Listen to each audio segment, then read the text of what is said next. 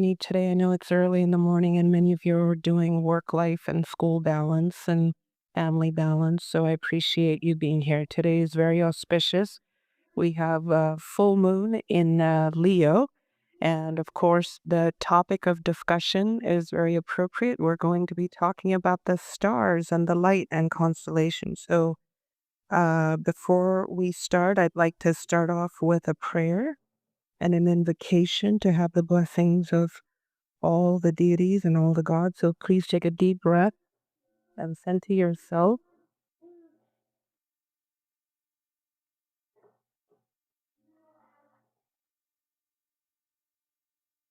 Gajananam bhutaganadi sevitam kapetta falasara bhakshitam Umasutam shoka vinashakaranam namami vikhneshwara pada pangajam.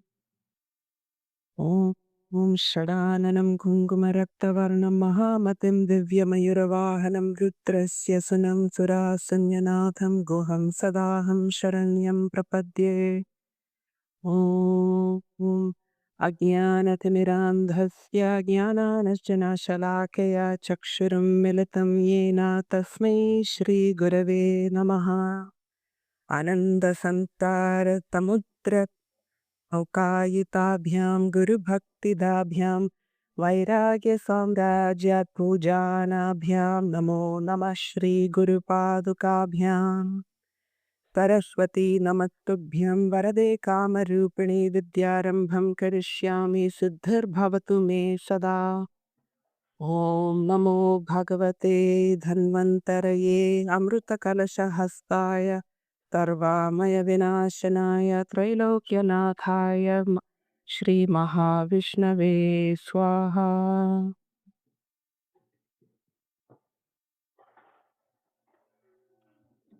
Thank you for joining me today. Today is the first part of the lecture into the introduction to Jyotish, or the science of light, or Vedic Astrology as it's now commonly known as.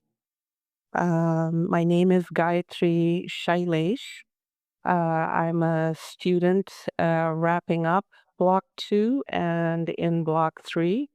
Thank you to Monica G and Atul G for providing this amazing forum for learning and advancing myself and all of our knowledge. So to begin with, I'm sure many of you are intrigued. Many of you may not know anything about astrology. Many of you may know it just as much as what's my sign. Some of you may just read some astrological articles in the newspaper or magazines. So I'm not sure where everybody is at. So apologies for making any assumptions, but I'm going to start at the very basics. Just to start off with, the planets will have an effect on you whether you believe in them or not. And this is a quote by Sri Sri Swami Yukteswar Giri. He was an amazing, amazing astrologer, just really connected to the wisdom of the ancient rishis. And for those of you who've read the autobiography of a yogi, you may be familiar with him. I've actually been to his ashram in the Himalayas, as well as his guru's ashram as well. And then, of course, Paramahansa Yogananda, his disciple, quotes, "A child is born on that day and that hour when the celestial rays are in mathematical harmony with his individual karma. His horoscope is a portrait revealing his unalterable past and its future results." Pretty profoundly said, I think. So today what we're going to cover is just an overview. There's a lot of information here, so I hope you will just listen without, just absorb it, and you may absolutely put your questions on the forum or email me or whatever the case may be. Happy to answer as much as possible. So I'm going to have to feed you this information in bits because it's a very complex science. It's not to be minimized. This is the wisdom from the ancient sages that have come through time. And so I am but a humble servant. I know about, I would say, 1% of this amazing wisdom. And I've been studying this for over, I would say, about 15 years now. And I still feel like I have barely cracked the surface of it. And I've been blessed by many teachers and mentors and a lineage of my mentor that is a family of astrologers in Kerala from South India. And so Kerala is known to have some amazing Jyotish astrologers. So we'll get into the history and lineage and all of that very carefully, and hopefully you'll all enjoy this. So just an overview, Jyotisha or Jyotish, Jyoti means light.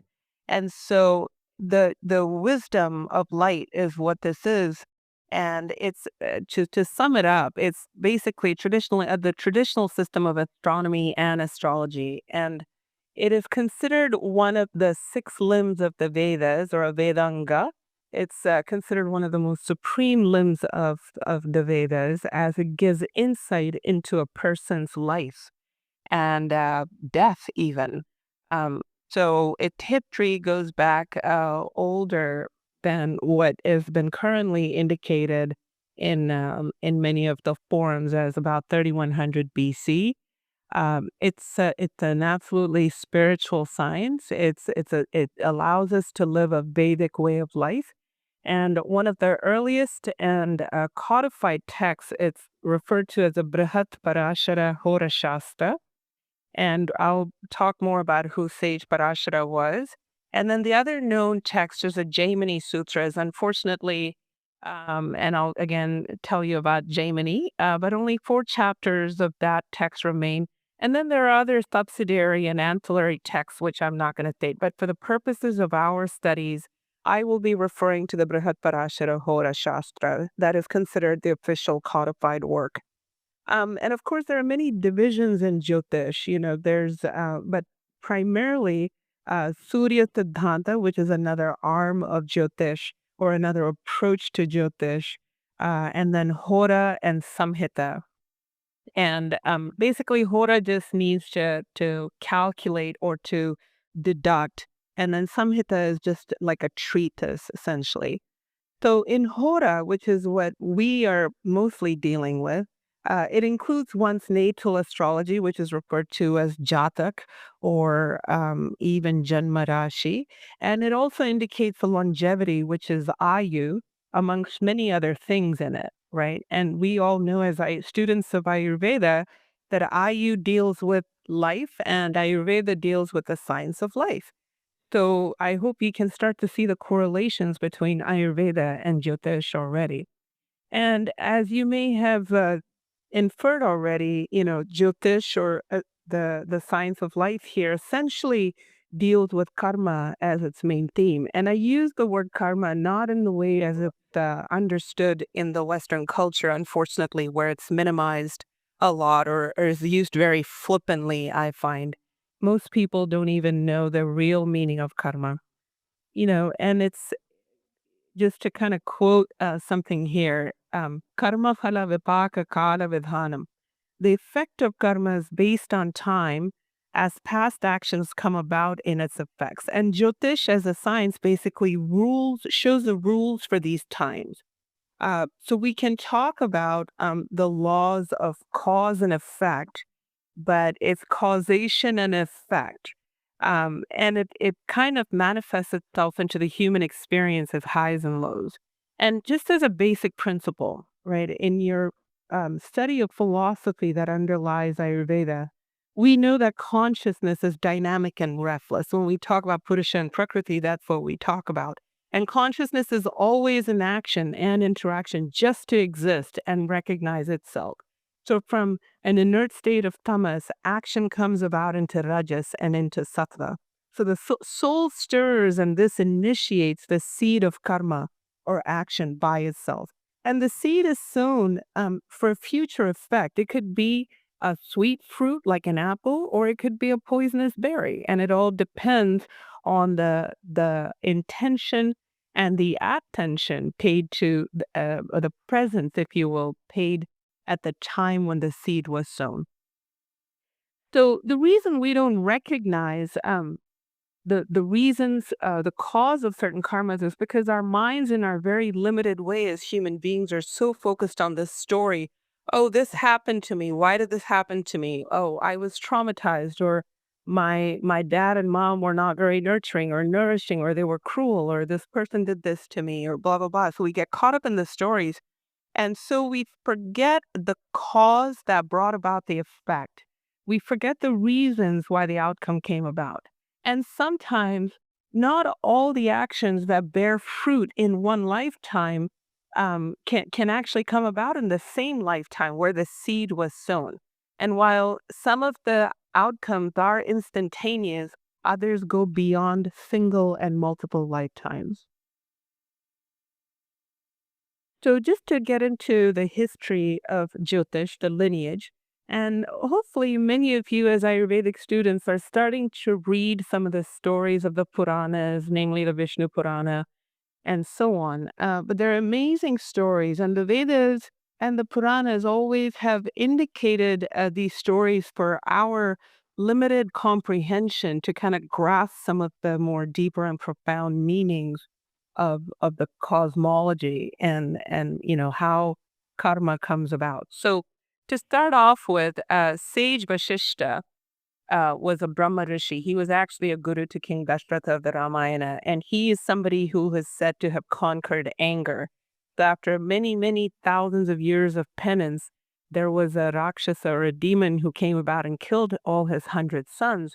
And in his grief, he knew he could not retaliate in anger. So out of his deep grief, he tried to commit suicide and failed.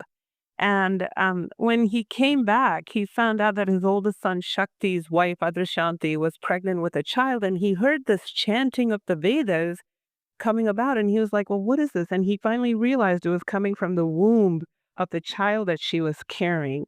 And that child is Parashara. And Parashara is considered a great rishi, a great sage.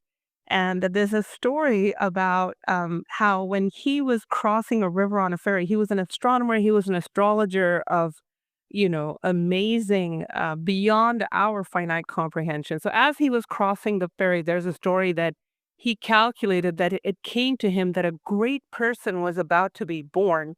And so he literally asked the girl who was a ferry the person who was kind of rowing the ferry across the bank, that if he could mate with her, because he knew that this child had to be born in that instant.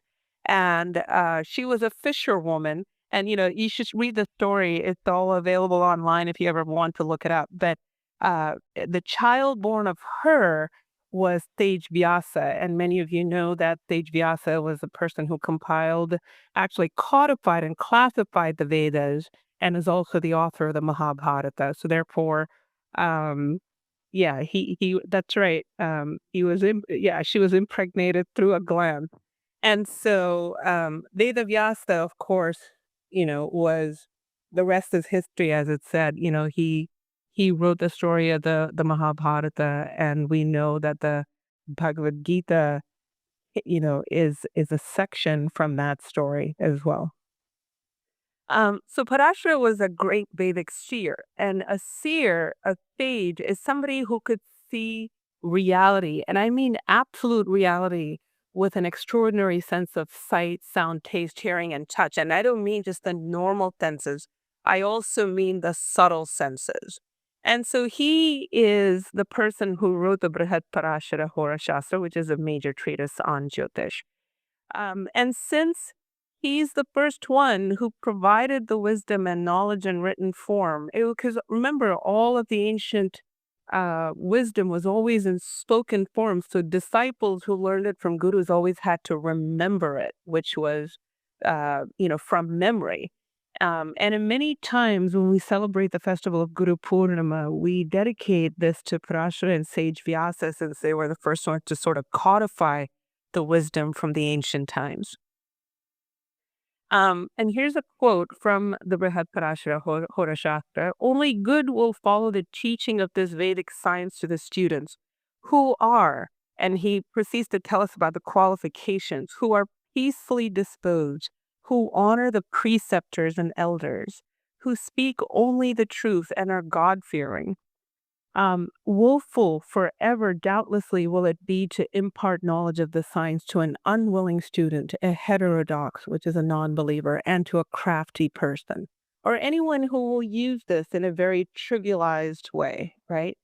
So that right there tells you to start exercising discernment and good judgment before we impart the wisdom to somebody, or even when we speak about Jyotish, because you know how trivial it is. We sometimes start to have these conversations about, oh, what's my sign? What's your sign? Without people really understanding what it really means, right? Um, so therefore, the knowledge that we're about to embark on comes from the most sacred and ancient line of sages, and as such, we must honor and respect this knowledge that we're about to receive. Jaimini is another sage. He was a disciple of Parashara. He was a Mimamsa philosopher from Nepal. He was an amazing, amazing, very intelligent mathematician, astronomer, all of that. And he actually wrote the Jaimini Sutras. It's all about predictive astrology. And it deals with the ability to look at a person, and it deals with being able to predict in the moment, where the tendencies of the person will take somebody in their life path and so on. Unfortunately, only 4 chapters of his work prevail.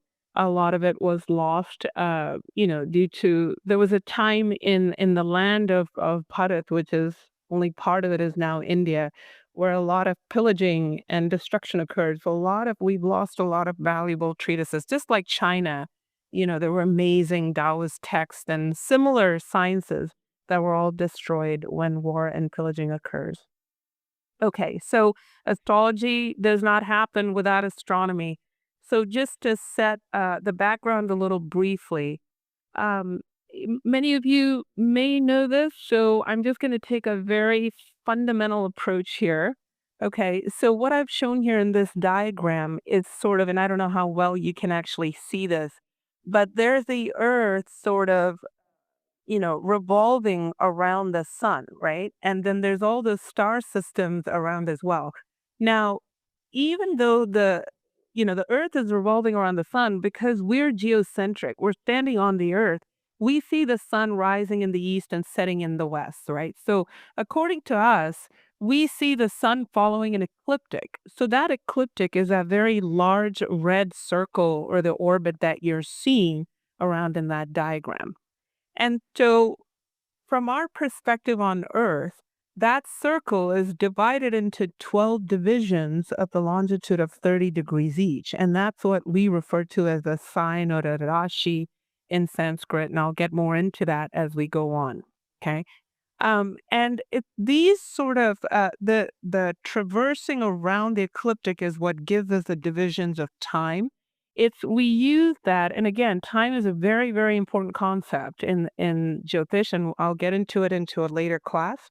But we use that as a measure for noticing the apparent movement of the sun along its ecliptic, right? Or as planets traverse through the zodiac.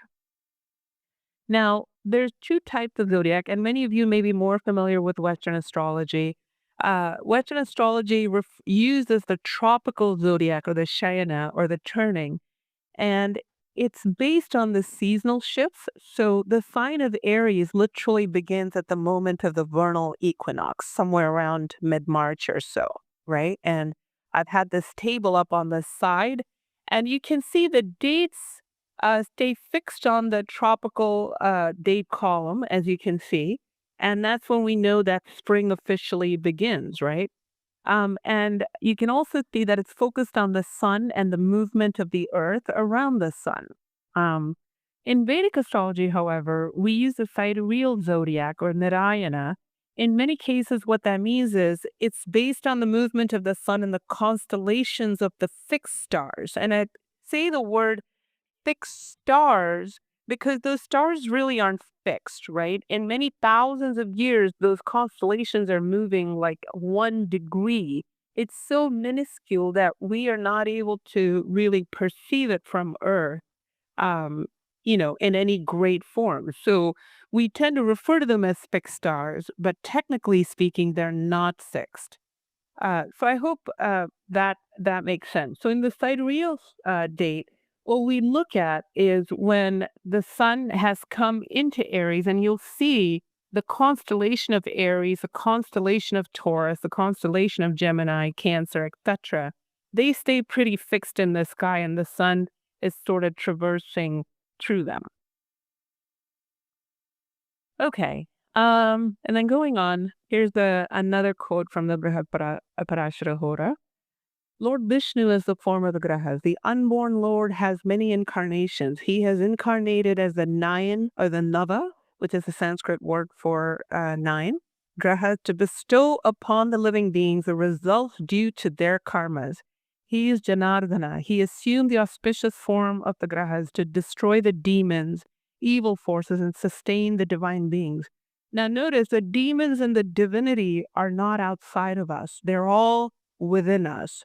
From Surya, the incarnation of Ram, from Chandra, that of Krishna, from Mangal, that of Narasimha, from Buddha, that of Buddha, from Guru, that of Vaman, from Shukra, that of Parashuram, from Shani, that of Kurma, from Rahu, that of Varaha, and from Ketu, that of Meena has occurred. And for those of you who may not be familiar with these terms, please read any of the Vishnu Puranas that tell you about the incarnations and the stories of the incarnations of Mahavishnu or Lord Vishnu, and this will start to make sense to you. And again, these stories are meant to imply the journey of consciousness through the human realm.